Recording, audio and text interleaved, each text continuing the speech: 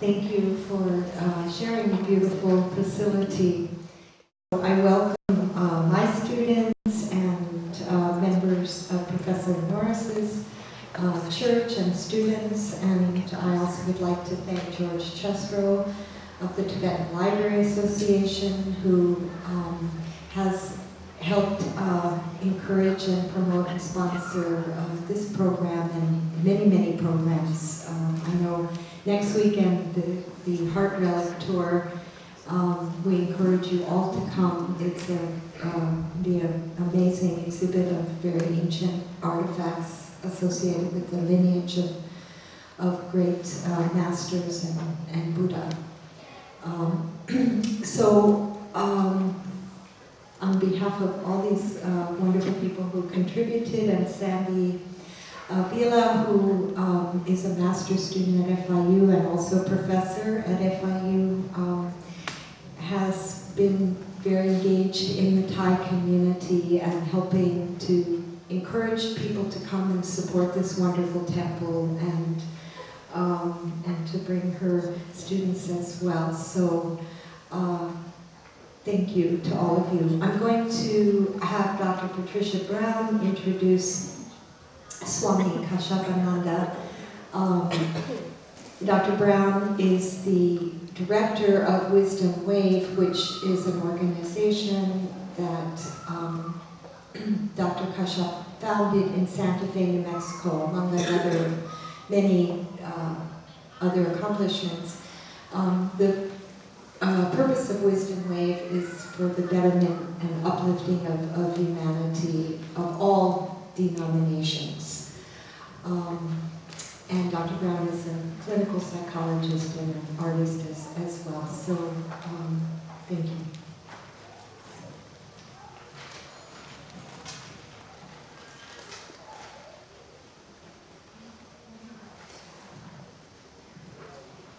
Thank you for this very warm and very sacred welcome and your beautiful community and beautiful temple. We're just so touched to be here and happy to bring Swami Kashyap to you today. Like Andrea said, Swami Kashyap or Dr. Shyam is what we'd love to call him. He allows us to call him that because he's also an Ayurvedic physician and has treated many, many thousands of patients. And now he's more or less retired from his Ayurveda, but he's still willing to guide us in our health and mental health and spiritual health. Some of you may have heard me say a few words earlier about the Kashyaps in India, but it's a very sacred name in India. It's a Brahmin priest class, and they derive from one of the Brahmins of one of the universal cycles. So they're considered to be in their genes and in their blood to transmit this very powerful, creative life energy. And he is, like Andrea said, he's a universal teacher. He has helped many of us integrate all types of spiritual traditions into our own unique American perplexities. One of his ancestors was a Brahmin priest at the time of the Buddha, and Buddha was also connected to the Kashyap clan. And so when the Buddha passed on, his beloved disciple Ananda had to be interviewed, I suppose, by a group of priests, and they were inquiring of him whether he had reached enlightenment. And suddenly Ananda realized that he had been so happy in the presence of the master that he had never even worried about whether he was enlightened or not. So after he was on his own, he realized maybe he wasn't, he didn't know. And he rushed off into the forest and under great distress, and finally realized that the light was with him as well as with his beloved master, who he served all of his life and probably for many lifetimes. So the priest Kashyap was very instrumental in helping Ananda with his final step in nirvana and the creativity and amazing teachings that our beloved Swami Kashyap has given many of us, I hope will be imparted to you today in a very original way. And so I hope you enjoy this.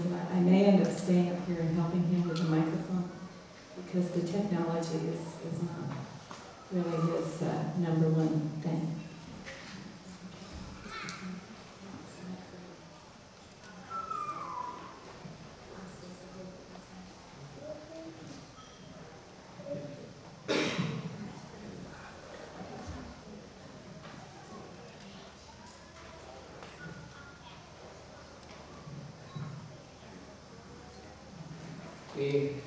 My frustrations to you all, because the divine is in all of you, and I have been asked to sit in the middle, singled out to sit in the middle amidst all wise people.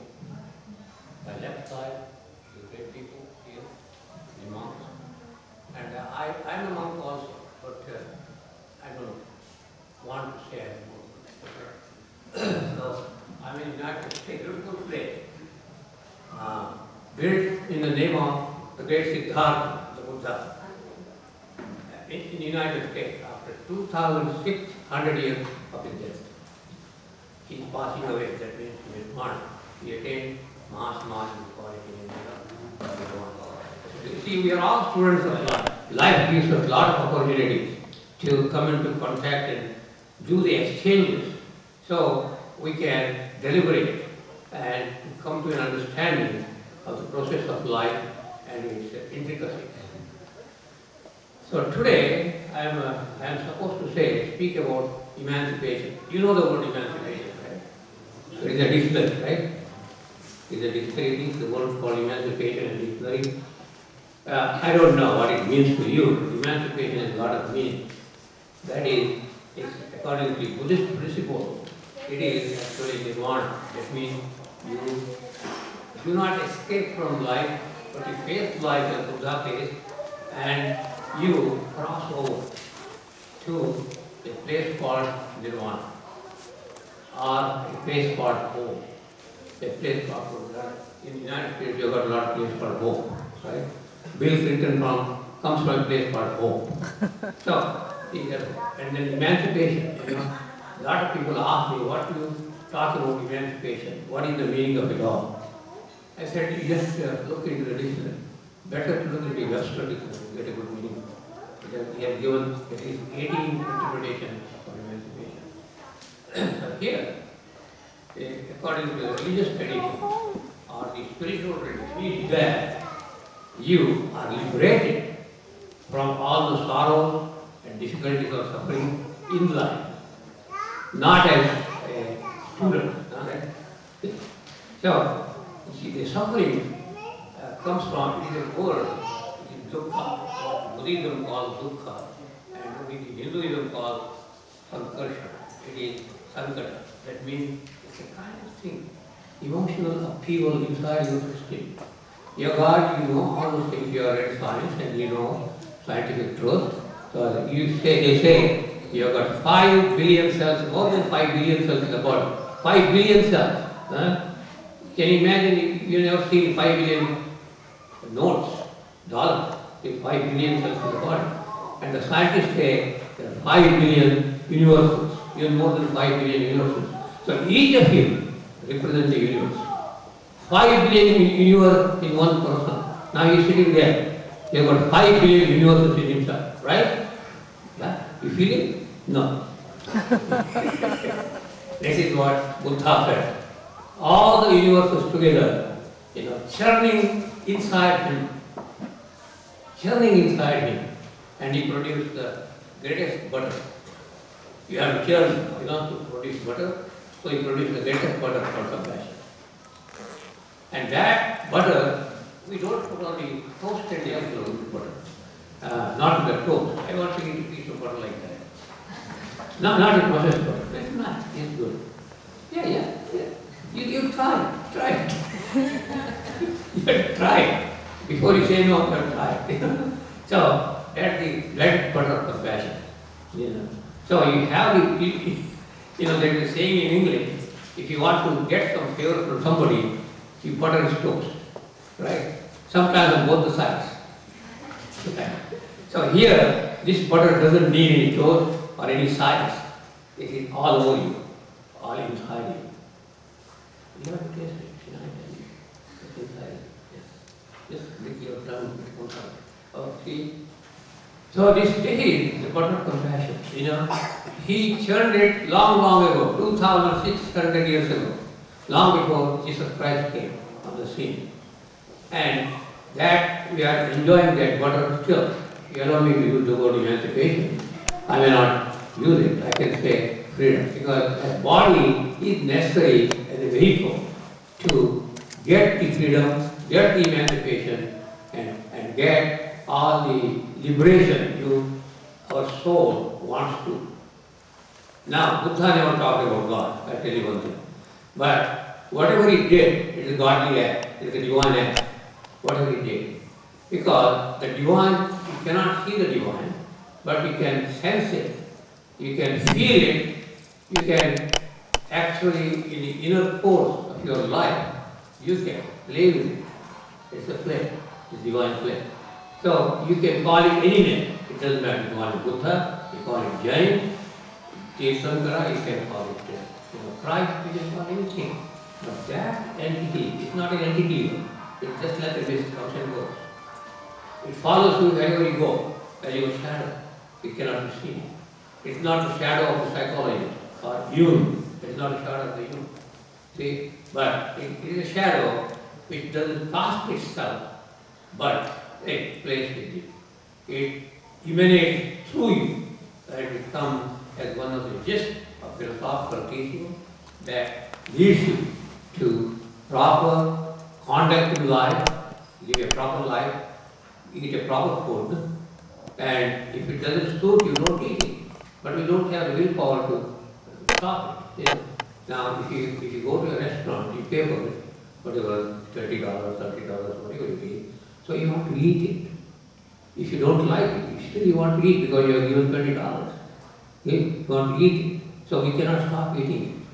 Like that, all the temptations in the world, what Buddha said, we have got all these temptations. The world is, everything is temptation in the world. That's what Jesus Christ said. Temptation. So all these great people have said the same thing, not something different, So we try to separate ourselves from that religion, this religion, and that God and this God. That's foolishness. That's body ignorance. You see, it is so there are two things that happens. This moksha, what we call liberation or emancipation, this moksha, in that it is hidden. All these things are hidden in moksha itself. The process of liberation, your temptation and all those things. So the temptation is what makes you strong. I tell you, it's not bad. It makes you very strong. Now you stand in front of a restaurant, you get some smell of hamburger mostly, right? The hamburger and things like that. And you stand there, your mouth waters. See, that is another temptation. Your mouth waters. And you pay whatever the amount they charge you, and still, but you don't have money in the pocket. What will you do? You allow your mouth to water, right? And crave for it. There's a craving. You crave for it. And then suppose you eat it. Somehow you get money and eat it. You have stomach ache.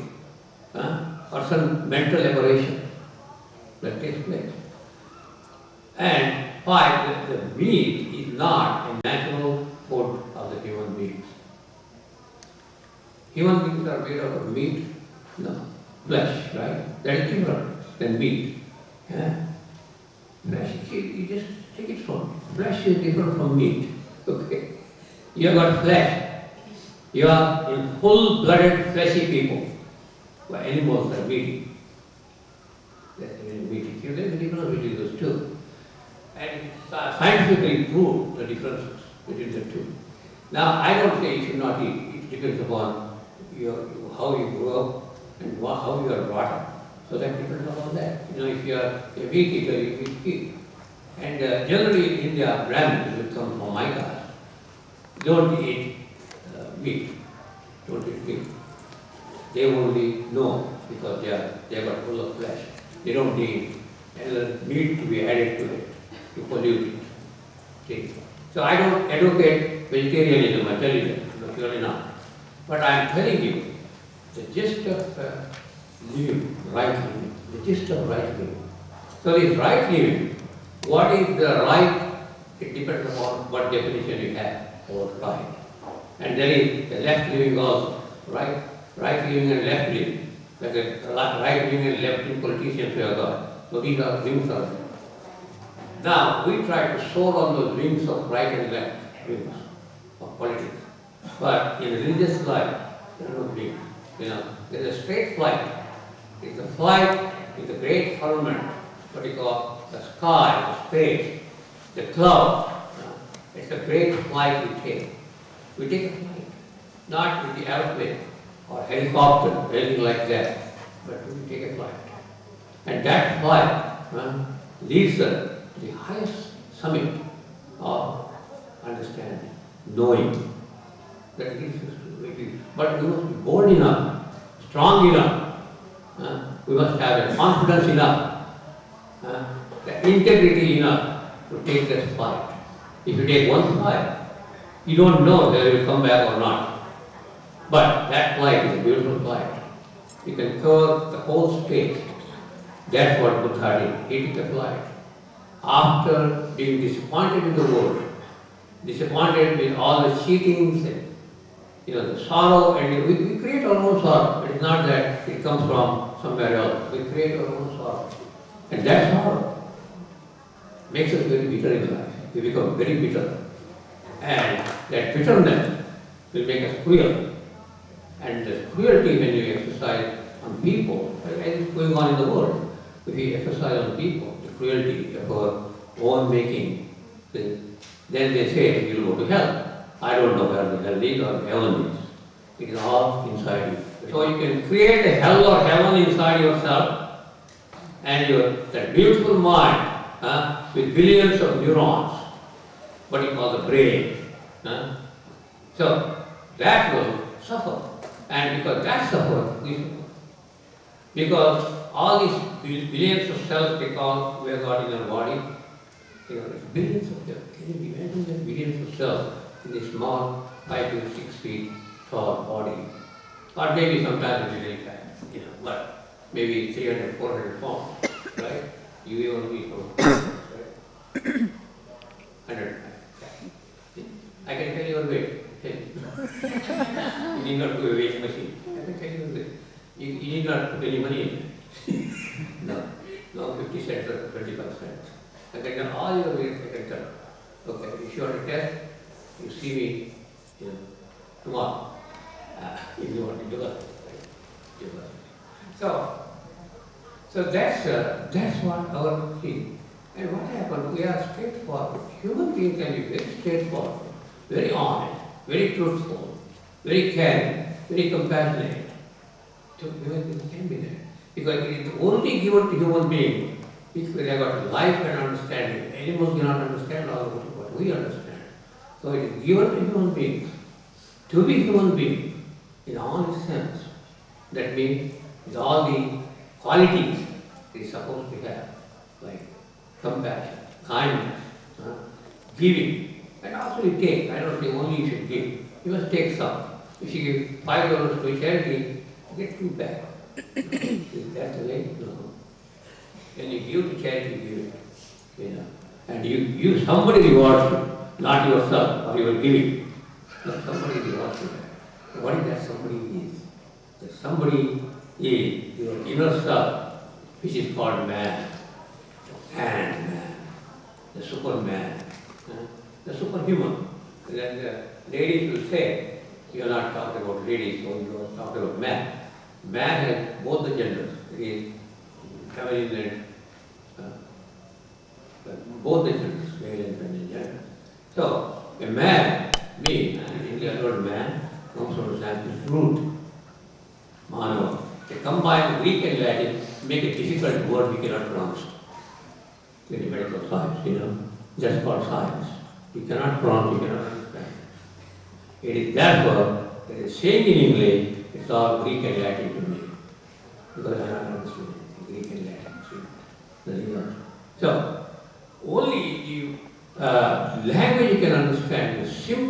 spiritual language. We can understand that. Because it is not difficult to understand. Be good and do good. Right? Difficult to understand. Be good and do good. Huh?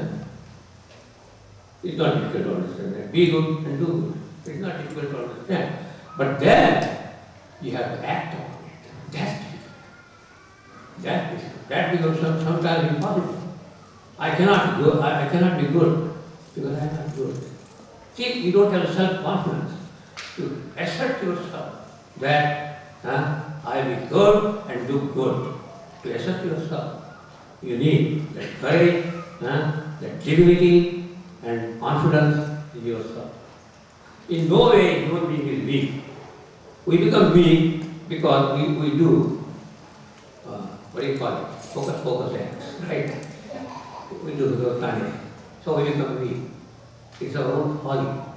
We don't maintain the dignity. We fall and prey to all the temptations in the world. You've got a lot of temptations, I tell you. Now, today, these monks from here tempted us to come here. See? They have tempted us also. And they were tempted by the ideal of Buddha to become a monk. They are tempted all. Everything is a temptation. But one temptation leads to salvation, that is nirvana, and one temptation leads to slavery, bondage.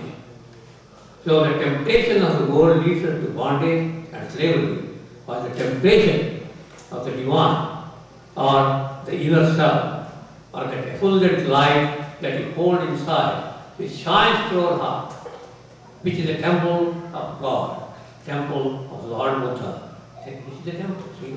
So, when you get in your heart is a temple, and this body is a temple. Heart is actually, you can say, the sanctuary sanctuary. It's a beautiful altar wherein you worship your own self. In any form you call it, that's your own self. You are not separate from the great teachers, you are not separate from the great Lord of creation, you are not separate from it. But we think that you are separate because that weakness we have. I cannot rise to the height of the Himalayas, you say. No, I cannot. They were saying once, you cannot conquer Himalayas. But they have done that. They went to the highest summit, 29,037 feet. I'm telling you exactly what it is. 27,037 feet. That's a great height. So people have reached there. Years. So only thing is, those who reach that height externally cannot reach the height of their own self. So you are very lofty, enormous, I tell you, enormous human being. And if you look to yourself in a real sense, you are from earth to heaven. You reach from earth to heaven, you are so tall, great. And you fill the whole atmosphere, you fill the whole space. And space is your residence. Not the house, tiny house you build. We will give a lot of things we put in that, gold and silver and all those things. And a lot of antiques you can bring and keep, pay a lot of. If you go to India, you get the antique, for $5. And they bring it here and sell for 500, 1,000, right? Antique. So why do you put the antique? So, that's your antique. You know the meaning of antique? Antiques and antiques. Yeah. So, that becomes your antique. See? So, the one greatest thing you have to hold in your life is that esteemed greatness that you are a fully born human being in all circumstances. Not yesterday you are a human being, today you are not. You are a human being all the time. Throughout your life, and life is your thing, that your life will be 40 years old, 50 years old, 60 years old, 100 years old. No. That's the condition. That's not. Life is eternal. It flows eternally into the ocean of mercy, ocean of kindness, what you call the divine. It's complete. So, that ocean of mercy, Buddha, who is the cause for this building and all those things, and the monks and all, were given inspiration to them to follow him. He didn't say, give the world. He didn't say that. Because what happened to, I tell you, the story, you all know it, because you are all knowledgeable people. And so, I tell my own little understanding of it. That when Buddha, he was you all pronounce Buddha's name? You can all pronounce it as Buddha. Or some people say in the United States Buddha. Buddha means old. Okay. Buddha means the enlightened one. One who has the ultimate knowledge. So that enlightened one, we have come here because of the enlightened one to get enlightened. Okay. And that enlightenment may lead us to great achievements in life. It's like great achievement, no failures. So we don't experience failures when you follow this path. It's the eightfold path. The eightfold path. You know eightfold path? You know, studied eightfold path, right? Eightfold path. No? Ashtanga yoga. Right. Okay. So the eightfold part of Buddha are simply saying, see, at least we follow the three tenets of Buddhism, that Buddha, Dharma and Sangha. That's very important. Then comes all the things. So, that is, Buddha means he is not a person. It is a quote, he was a person, no doubt. But he is not a person. What personified him was the greatest compassion. That is personified. So, he was in the human form, but a divine being. And his Sangha is a, what he called, and Sangha is what he established, the society. The human society that followed that path and emancipated itself. In those days, I am telling you, now we have gone into a different spin of life. We have got in a different spin. And the spin we have taken, we are still spinning. Once we took the spin, we are still spinning. So, therefore you have got dizziness and all sorts of things. You are still spinning. So, but that Sangha, that he established a great society. Great society he established. Actually, he didn't do it. He only went on preaching for 80 years. He went on preaching, telling his way, and telling them his experience. He went on telling them. And the service. This Kama Yoga, that means selfless service. You don't accept anything. You do this service, you don't expect anything. You do serve. So that service leads you to emancipation also, to a kind of freedom from not doing something. Because if you don't do something, somebody is suffering. And then you have to help that person. And if you don't do it, you feel guilty afterwards. If something happens to the person, he dies, you feel guilty. Why was there? I didn't do anything. So that is a miss. You have missed your duty. You have missed your consciousness itself. You have missed yourself. So you try to serve. And he went on doing that service to all his community, everywhere he went. He walked and walked and walked. He didn't go on an aeroplane or a car. He didn't have Mitsubishi cars in those days. They didn't have Jaguar, they didn't have Rolls Royce, they didn't have Ford car, they didn't have anything. They had to walk all the way.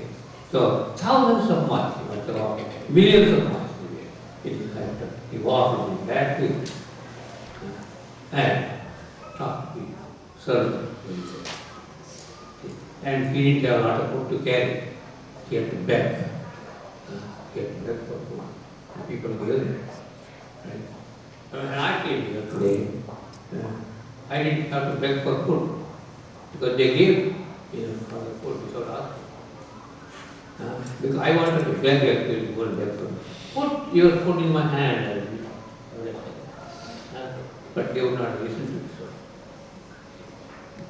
So that's what the simplest way of living, simplest way of living. We are poor. I don't say you should not earn money, live in a good life. Have a car and go to cinema and movies for, not every day, but 2 twice a week, it's fine. Go once a week, that's fine. And then you go once in 15 days, that's very good. And once a month, excellent. So there's a great, all gradation in our achievements in every world. gradation. We have to grade ourselves, that's a gradation. Otherwise, we will be degraded. So, it's a gradation. You go. Up and up you go, like the skylark in the sky. The Shelley wrote that beautiful poem, Skylark. I don't know if you read that, you in school and you read that. Skylark. The beautiful. Chorus, Hymenium. Beautiful things he said. Twice the Skylark. And then, see, this all this, the nirvana is not a theory. Nirvana or liberation or emancipation is not a theory. It's a reality. Because when you achieve that state of nirvana, you don't die. You continue. Because life never dies. We think we die. No, you don't die also. Therefore, Buddha stretches that point, reincarnation. They believe in reincarnation. Reincarnation, my experience also, in a lot of ways, even a dog reincarnates. If you love a dog very dearly, and suppose the dog dies, and it reincarnates in your own house. It may take place after 300 years, it doesn't matter, but you will be there. And the dog will follow you, then you will remember, oh man, I must have a dog like this in one of my lives. You remember, because life is remembrance. You always remember. So, you don't say, I was dead and gone. No. I said, I must have lived this life some time ago. And that memory comes to you. Because memory is one of the greatest things you have been endowed with, the memory. So, life is a memory. It's not a death. It's not an end. It's a beginning. It's not an end. So, when you realize that in your own self, by contemplating and meditating. Now meditation, Buddhism really educates meditation. Meditation in the right way. What do you do in meditation? Of course they start with chants and everything. And they calm the mind. Can you calm the mind? It's so turbulent. You cannot calm the mind, right? It's hard to calm the mind. But you can do it. It's very turbulent, I tell you. And it is said in the scripture, you can control everything except your mind. You can control a storm, you can control. Wind you can control. You got all the instruments. You have no instrument to control your mind. See, no instrument. Science has not produced any instrument to control your mind except practical instruments, right? Lunesta, okay. They say you go to sleep, okay. Take for 7 days. Then if you don't get sleep, don't call. see, all this you have got, all sorts of things, medicines and everything, to go make you numb, make you go to sleep, and even kill you. Those things they have. But nobody has got that instrument to calm the mind. Really calm the mind. Without medicines and all this, you will kill you. But calm the mind. Make it peaceful, make it relevant to all life. So all this way of meditation, that's called Dhyana Yoga in India, that's meditation. Meditation, you see, there is Dhyana Yoga, that means meditation of knowledge, gaining knowledge. The Dhyana Yoga, just go to meditation. So meditation has got 3 parts. You concentrate first on some object of your choice. Not some object that will provoke your senses. No, object you don't like. So that will not attract you. You have to. Don't concentrate on your girlfriend and wife and boyfriend. Okay, it's very bad. I tell you that. So concentrate on that which is something which is permanent, which gives you happiness all the time. That is only they say. It's the word of Buddha. The word of God, that the Christian said, So you concentrate on that. And the second thing is, you go into meditation. In the beginning, with concentration, you think of all the attributes of the object. All the attributes, it's a flower, suppose it's a flower. All the attributes, it's red in color and That's contemplation. I mean, concentration. You must do that. And then, suddenly when you do that for about 5 minutes, you go into state of meditation. That's concentration. Yeah. So then you're concentrating on that object to such an extent, your whole self is lost in it, in that concentration. Then you deep fall into meditation. Then you are not there. The I also is not there. It's gone. So that's meditation. You go into meditation, deep meditation. Then what happens when you go deep into meditation? You become unconscious. So when you deep in meditation, you become unconscious. You are not aware of anything. That's not true also. Because inner self expands itself to such an extent that it will cross over all the barriers and reach its goal. That goal is, again, nirvana, emancipation, or God, whatever you call it. So it will go there.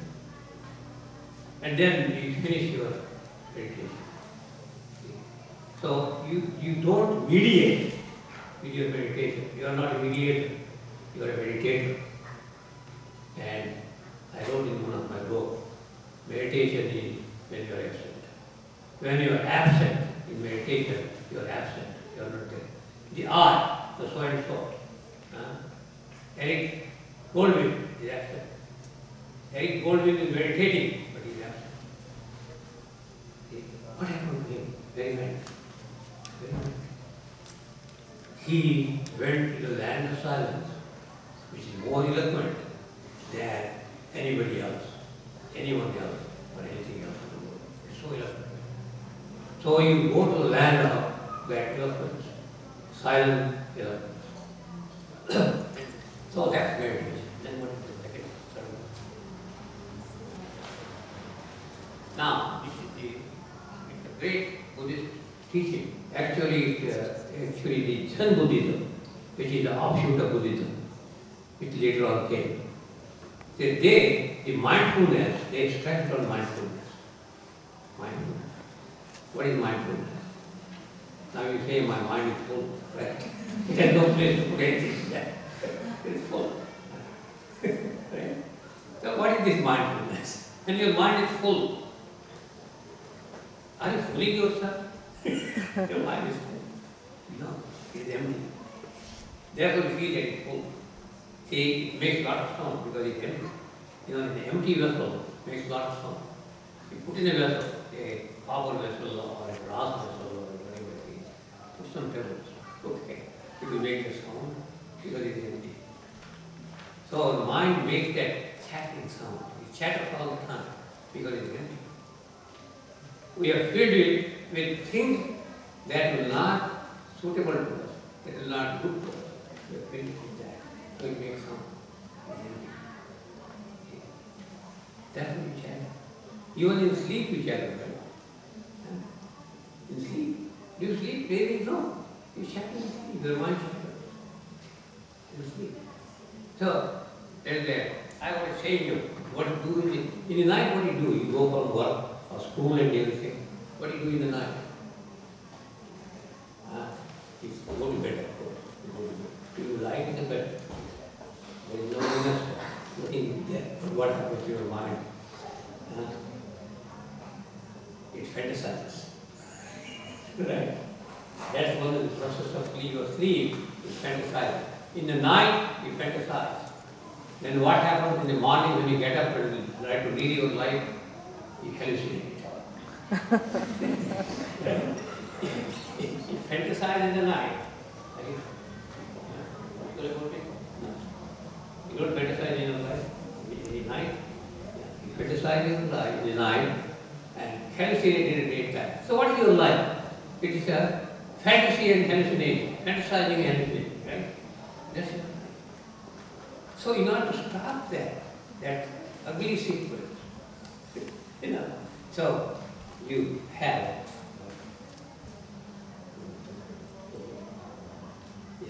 so you have the mindfulness. Mindfulness doesn't mean you put something nonsense in your mind. So you put sense. Sense in it. when you put sense in your mind, your sense objects do not put an influence on you, do not exert that influence. Sense objects, I'm telling you. You have sense objects, sensible objects, and non-sensible. Right? So the sensible object, not sense object, sensible objects. That means you have to concentrate in the profession, you have to do the right thing in life, you have to take care of your family, you have to have a nice understanding of your neighbors and all those things. That's what Jesus Christ said, love thy neighbor. And in the modern world, what happens now? Whom they love? Somebody gave it. Oh, love thy neighbor. If there is a beautiful woman, the neighbor is the neighbor is a beautiful woman. See, this is the answer you get in the world. And now the monk-like people like me, monks, all the people, go and talking to you all. We become chatterboxes, right? Go on talking to you, thinking that, so I am waiting for all the customers to come. You don't come, but so we, the mind, so we also chatter.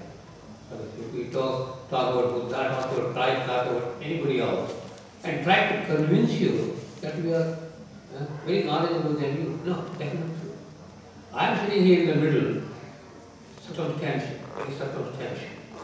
I am a circumstantial host here sitting in the middle and talking to all the human beings. It is circumstantial. My standing and becoming a monk is circumstantial. It is not real. Reality, what will become reality? You will want to become a monk, yes, that it may be your ambition. Want to become a professor, that may be your ambition. Want to become a doctor, that may be your ambition. Sure, all those things may be there. But are you putting the proper effort to do that, to become that? Is life becoming or being? So, my life, see, I don't call myself a monk because it's a monkey being. I don't call myself a monk, but I call a human being who can induce even monks to follow him. Because this was Buddha did. He was a great human being, turned into a mendicant, became a great sage, a saint, and then he became the divine itself. The highest liberation, point of liberation, the highest point of nirvana.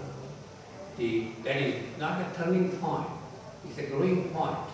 It is a rebirthing point. It's a point of rebirth. It's a point, you don't turn anyway. That's the one point. You become one pointed. Then your mind is mindful. Not a that is not mindful. There is only one thing. You can't pinpoint it what it is. You can't even deliberate on that. You cannot define it. But it defines you. It defines you. It defines you. It doesn't define you. It defines you. That's mindfulness. So when you mind that mindfulness you have, God, you are so majestic. You are so majestic and beautiful and wonderful. So wonderful. Don't say it doesn't depend on your color of your skin or the shape of your nose or your eyes or anything. No. You are so beautiful and wonderful human being. It's a wonderful thing to be that. So, what I think all the people are doing here, including all your stuff, what we do that without knowing what you want. But I am telling you what you want. I told you all this time. If I have not wasted my breath, if my breath has reverberated this area, it has flown on the wings of silence to the highest points of life. Then you have understood what I want to do. Then you have understood. Not otherwise. See, that is observance, clarified observance. It's a clear observance. And that observance, when you have that observance, You are one with yourself, in your mind. And there is nothing you need. Of course, you get everything you need. So that is easy to say. You get everything you need in a very smooth and nice way. You need not struggle a lot. You need not take this lottery ticket to get $1 million. You can never get it. You know. Yeah, so then you lose all the money. One man, $27 in the pocket. He went and bought this lottery ticket. He said, that one may get. Let me get it. So he bought 27 tickets. He lost $27. And he didn't get any money. His wife supported him. Losing $27. Hard-earned money. So he was rich by $27. Now he had nothing. He was after Mirage, $1 million. So he had nothing. So this is our logic. Yeah. So what will you do? Be mindful. Follow. Dharma means, I'll tell you the meaning of the word. The Sanskrit word. Dhru dharati. That which holds you from falling from humanity. That which holds you from falling. See, that's what it is. You have got a height. You have got a height, you have a scale, you have got a measurement, you have got a proportion, you have got a link. Not the, what do you call it, computer link. No, I'm not talking about that. You are linked to something very eternal, very magnificent and wonderful. You are linked to it. So, this is what it is. That dharma means what? That holds you from falling. That's what dharma is. Dhru dharati, that holds you from falling. So, then you know karma. You know karma, right? You are out of karma anyway. That's okay. I don't know the extent karma. Because you know it. Every day you have a karma. Then, sometimes, samyak karma, that means you all join together. Not one-minded, I tell you. One-minded is boring. If you are one-minded, it's boring. What is there to discuss? What is there to talk about? No. It is not one-mindedness. It is samyak, that means you join together to discuss, to make your mind sharp, not to listen, just go. That becomes dull. Your mind becomes dull. Go on listening and going into it. That becomes dull. No, the mind becomes sharp when you have the sound. That's a gathering, so to speak. Gathering of all your faculties in one body we call Sangha. That's it. Not a government thing. It's not, United States government. No. It is your own government. You are the governor. You are the governing body. The governing body. So that's what it is. And then, what? Dharma, Sangha and what? Buddha, Dharma, Sangha, that comes Buddha. So you hold on to that effulgent light, ever shining light. Ever shining light. It always shines. There is spark in your heart that takes you to the utmost corners of the world, earth and space. It's just a spark. Now scientifically, you have got 5 billion cells like everything. They have the lightning rod. Every cell of your body has a lightning rod. When it sparks, comes out, it's like a shooting star, travels all over. So you have got 5 billion of them in your body. My dear friend, you have got 5 billion. Oh, if you can do the mathematics, 5 billion. Shooting stars, they come over you and beyond. That's what it is. So, in your star, you are not temporary. Why not? You are infinite. Your potential is infinite. Your character is infinite. I don't talk about the body. Body is infinite in the cell. It's 5 billion cells. What will you do with it? You don't have touch in one of them. Right? So what will you do with 5 billion now? That's your wealth. That's your treasure. That's your wealth given by your Creator. That's your wealth. So, bank upon that wealth. Nobody will steal that. Nobody will steal. You have. You are the richest people in the world. Beyond the world. You have got that. Everyone is rich by 5 billion. You know that? What a great thing. To reach by 5 billion. He did not earn it. It is given to be endowed. It is endowed. Given to you. You are not asked for it. It is given to you. See that mercy, that great embodiment of mercy has given this. Let us riches. Let us riches. So we are not poor in it. So don't say I am poor. Okay.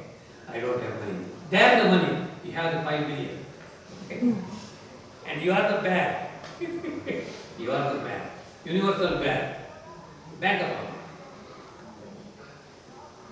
So you can ask me any questions if you want. And I don't think you need not ask any questions because you understood what I said.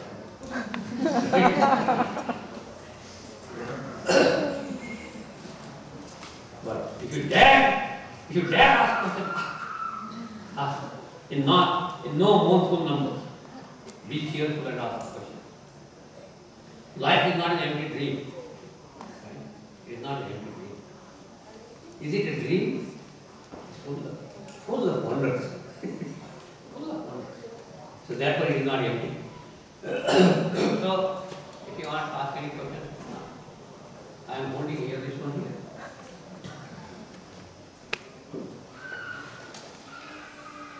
Anybody there? This is what the commercial people. Anybody there? There. Raising the bar. You have to ask anything you ask. So you want to meditate for 5-10 minutes? No, but it does not end when we die.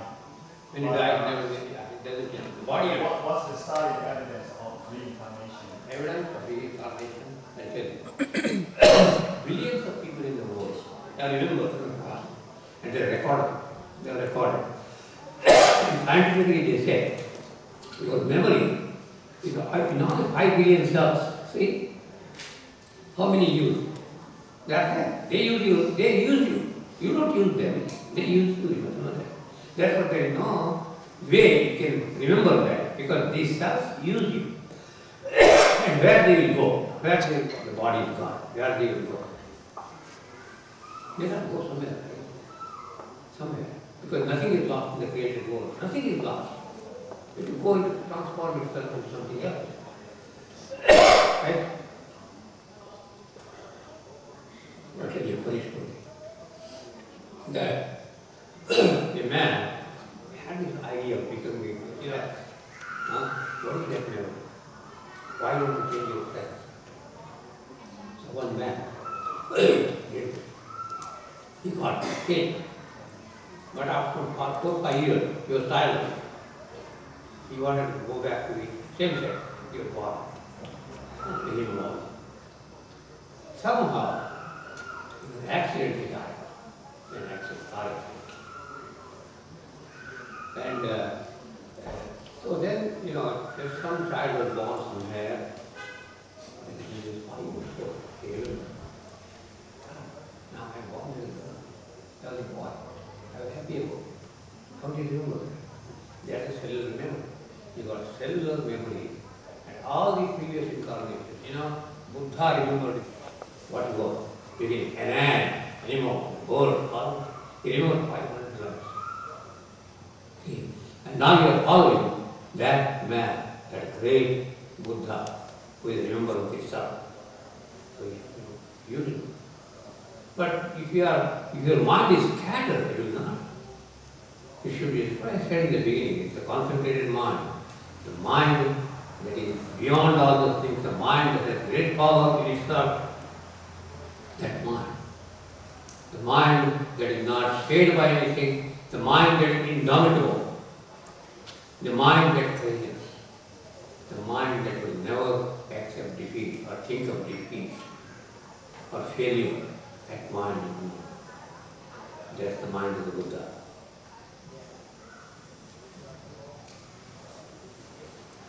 Anybody else? I'm closing my talk. I tell you psychologists, so that I will not be depressed.